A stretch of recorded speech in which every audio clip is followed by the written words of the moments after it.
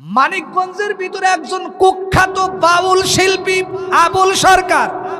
আবুল সরকার নামে একজন ফাউল, একজন বেঈমান কুলাঙ্গার আমার আল্লাহকে নিয়ে কটূক্তি করেছে। জোরে কর নাউজুবিল্লাহ। এই বেয়াদবটাকে কিন্তু মৃত্যুদণ্ড দেওয়া কিন্তু ফরজ হয়ে গেছে বর্তমান জামানায়। বিশ্বাস করেন ভাই, আমার যতদিন থেকে জ্ঞান বুদ্ধি হয়েছে এরপর থেকে আমি এই বাংলার জমিনে এত বড় আল্লাহর সাথে বেয়াদবি করার মতো কুলাঙ্গার বাংলার জমিনে এখনো দেখি নাই।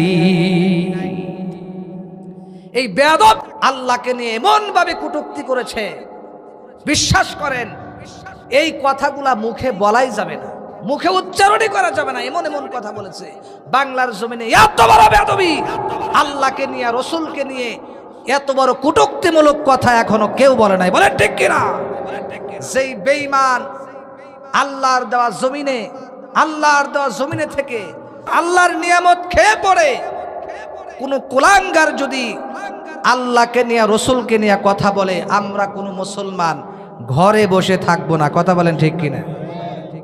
কিন্তু আল্লাহকে নিয়ে, রসুলকে নিয়ে, কোরআন হাদিসের বিরুদ্ধে কোন কুলাঙ্গারের বাচ্চা যদি বাংলার জমিনে কটূক্তি করে, শরীরের ভিতরে এক ফোঁটা রক্ত থাকা পর্যন্ত বাংলার জমিনের কোন মুসলমান ঘরে বসে থাকবো না, ঘরে বসে থাকবো না। চিল্লা বলো ঠিক কিনা?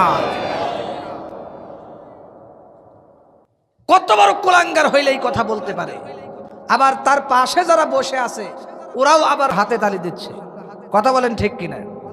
বাংলার জমিনে অবশ্যই এদেরকে বিচার করতে হবে। কথা বলেন ঠিক কিনা?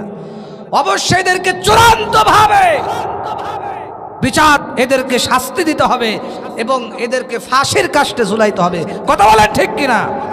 আমি বর্তমান জামানায়, বর্তমান যুগের যিনি সরকার আছেন ডক্টর ইউনূস, আমি তাকে বলবো, যেই বেয়াদবরা, যেই বাউল শিল্পীরা আল্লাহর সাথে এইভাবে যারা কটূক্তি করেছে, এদের একজনকেও ছাড় দিবেন না। কথা বলেন ঠিক কিনা? এদের প্রত্যেককে ফাঁসির কাস্টে ঝুলাইতে হবে। বাংলার মুসলমান